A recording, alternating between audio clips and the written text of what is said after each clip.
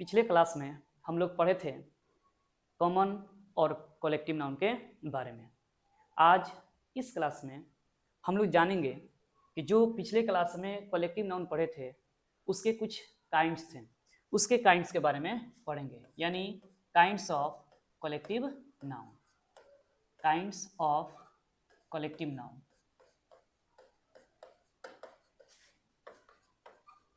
Kinds of collective noun. Generally अगर आप देखेंगे तो कलेक्टिव नाउन के कोई प्रकार होते नहीं हैं, बट कुछ और भी अगर आप किताबें पढ़ेंगे तो आपको कहीं ना कहीं से मिलेगा कि कलेक्टिव नाउन के 3 प्रकार होते हैं। एक को हम बोलते हैं generalising collective noun,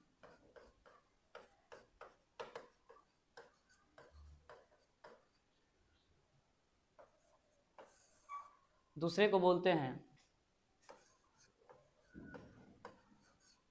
group collective noun, और तीसरे को बोलते हैं distributive collective noun. Distributive collective noun. तो ये 3 प्रकार के कलेक्टिव नाउन होते हैं, जिसमें से हम पढ़ेंगे अब जनरलाइजिंग कलेक्टिव नाउन, यानी 1 नंबर कि what is generalising collective noun. Generalising collective noun. Generalising collective noun किसे कहते हैं ये जानते हैं। कह रहा है कि a collective noun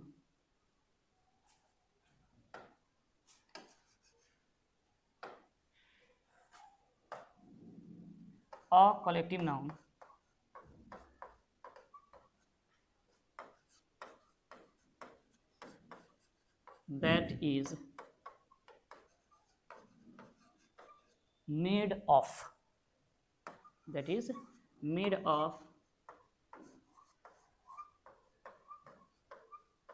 different kinds of members। Okay, समझिए। कह रहा है कि ऐसा कलेक्टिव नाउन जो अलग अलग डिफरेंट काइंड्स अलग अलग मेंबर से बना हो।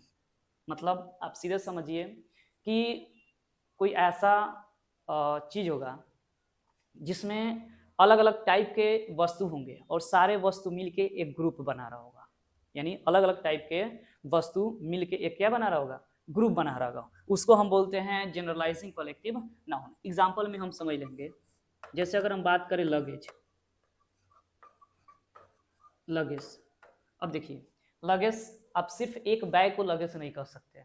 लगेज में आप देखते हैं कि बहुत प्रकार का जो कपड़े होते हैं, जो वस्तुएं होते हैं, चीज़ें होती हैं, उसमें रखा जाता है और एक बैग पैक किया जाता है, जिससे हम कह सकते हैं कि वो हमारा लगेज है। सिमिलरली बैगेज, ठीक है, लगेज या बैगेज।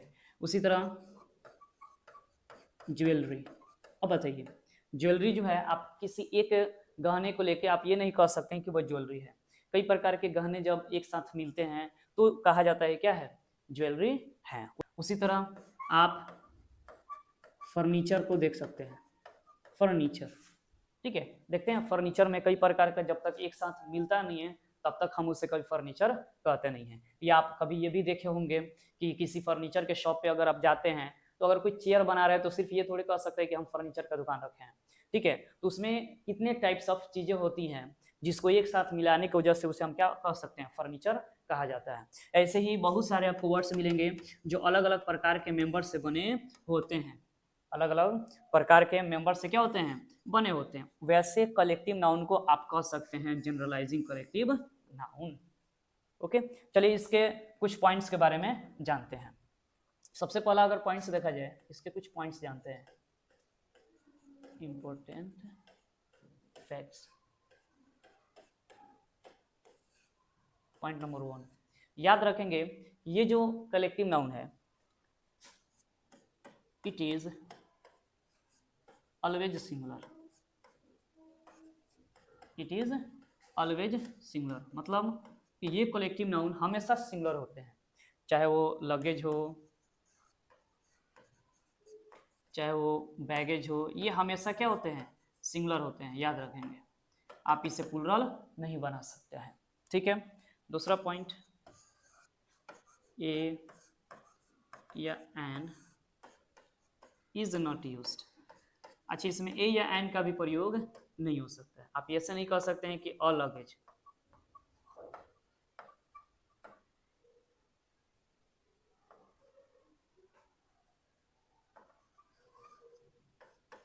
आप ऐसा नहीं कह सकते हैं अ लगेज, आप ऐसे नहीं कह सकते हैं अ greenery,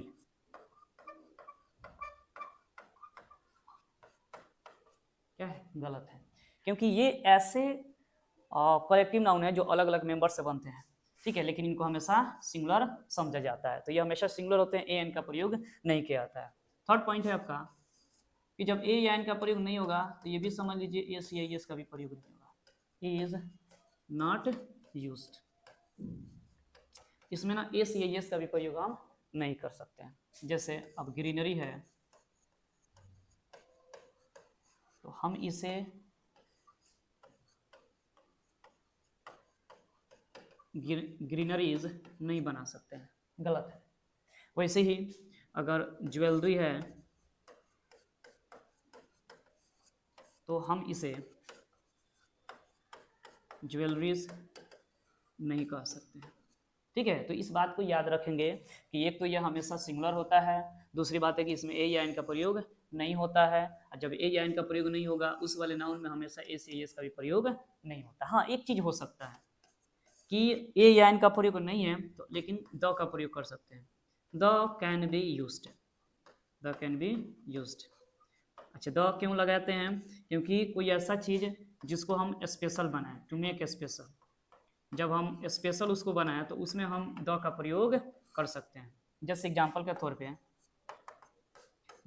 the luggage of mine, मेरा लगेज, तो इस लगेज जो है ये तो कलेक्टिव नाउन है और इसके पहले हमने क्या यूज करा, द। तो इस तरह से अगर हम स्पेशल बनाएंगे तो इसमें द का प्रयोग कर सकते हैं, अन्यथा आप ए या एन का प्रयोग नहीं करेंगे, आप एस या एस का प्रयोग नहीं करेंगे, और यह हमेशा सिंगुलर होता है। तो जब यह सिंगुलर होता है तो इतना बात जानिए कि सिंगुलर वर्ब भी लेता है, मतलब क्या कि इट टेक्स सिंगुलर वर्ब, अगर यह सिंगुलर है तो सिंगुलर वर्ब लेगा। जैसे नाउअडेज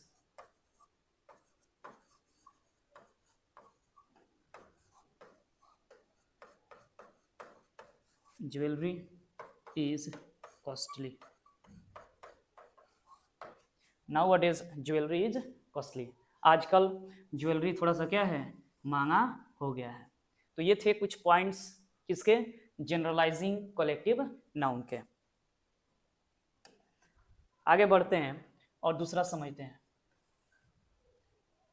ग्रुप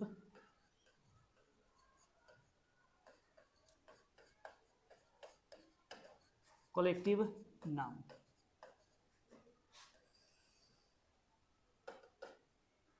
क्या कर रहे हैं कि a collective noun, collective noun that is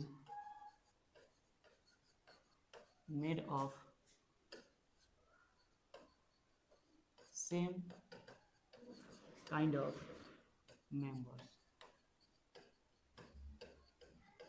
देख लो यहाँ पे सेम काइंड ऑफ मेंबर्स, मतलब कि ऐसा कलेक्टिव नाउन जिसमें लोग ज्यादा हो, चीजें ज्यादा हो, वस्तुएं ज्यादा हो, लेकिन याद रखेंगे वह सेम हो, माने एक ही जैसा हो, तो वैसे कलेक्टिव नाउन को हम लोग कह सकते हैं ग्रुप कलेक्टिव नाउन।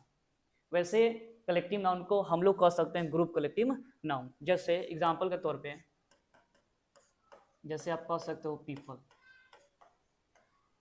जैसे आप कह सकते हो पुलिस,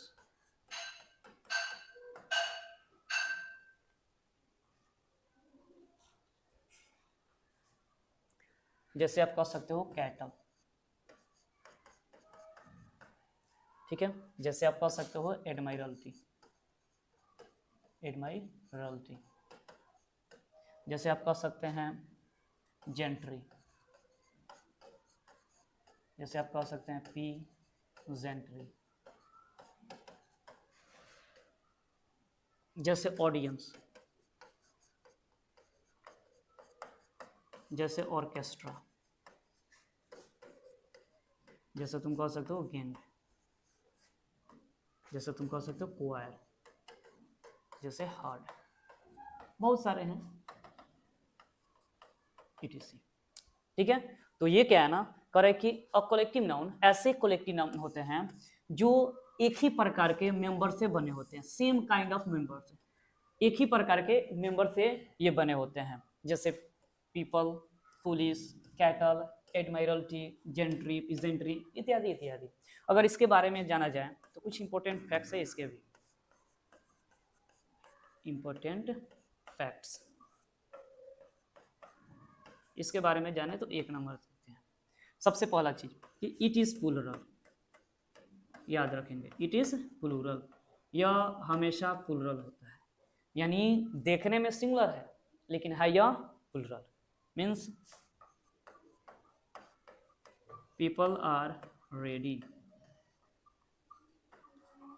ठीक है, तो ये प्लूरल होता है। दूसरी बात कि जब ये प्लूरल होगा तो इसमें ए, एन या एस या ईएस इज नॉट यूज्ड, इसमें हम प्रयोग नहीं कर सकते हैं, याद रखेंगे। ए या एन, एस या एस का प्रयोग इसमें नहीं होगा। मतलब हम ये नहीं कह सकते हैं अ पीपल, अ पीपल, ये कहना क्या हो जाएगा, गलत हो जाएगा। आप ये नहीं कह सकते हैं एन ऑर्केस्ट्रा, कहना क्या हो जाएगा, गलत हो जाएगा। इवन आप ये भी नहीं कह सकते हैं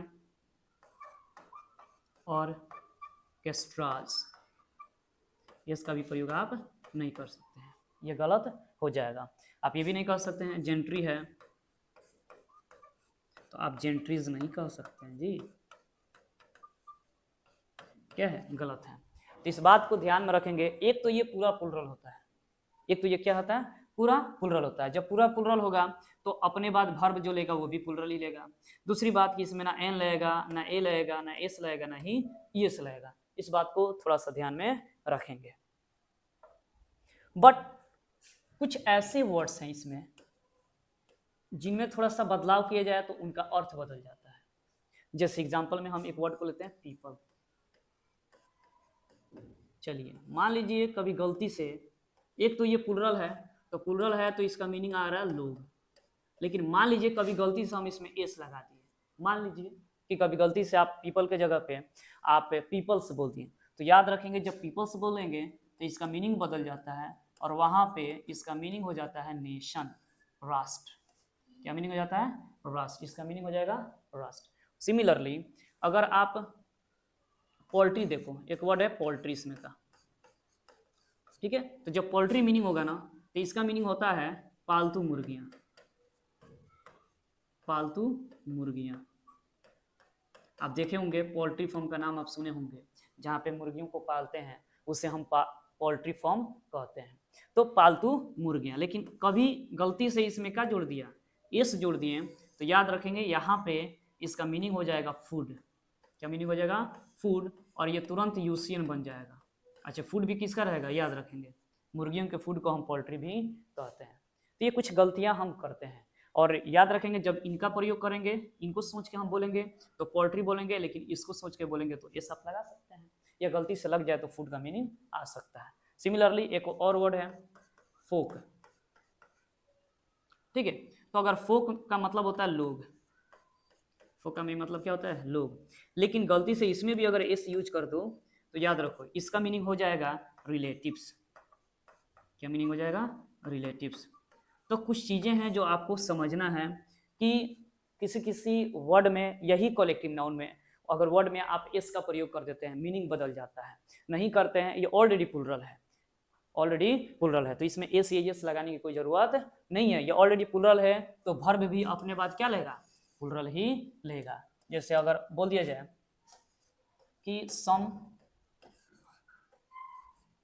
folk is नहीं रहेगा, आर वेटिंग, कुछ लोग इंतजार कर रहे हैं।